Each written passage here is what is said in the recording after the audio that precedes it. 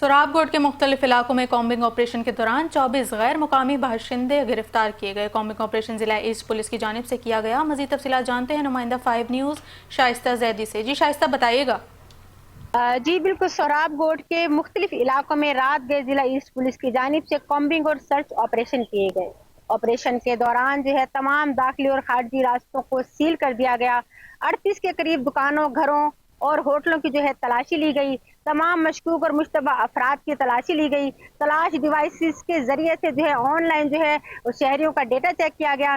غیر مقیم افغانی باشندوں کو جہاں سے نکالنے کا عمل وہ جاری ہے۔ ان کی بے دخلی کے لیے آپریشن کیے جا رہے ہیں تاکہ ہم ان غیر مقیم افغانی باشندوں سے اس شہر کو وہ پاک اور صاف کر سکیں، کیونکہ یہ ہمارے ملک اور ہمارے شہر کے امن کو خراب کرنے کی کوشش کر رہے ہیں۔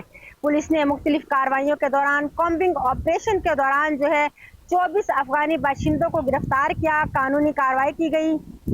یہ آپریشن کا سلسلہ اس وقت تک جاری رہے گا جب تک کہ ہمارے اس شہر میں وہ امن قائم نہیں ہو جاتا۔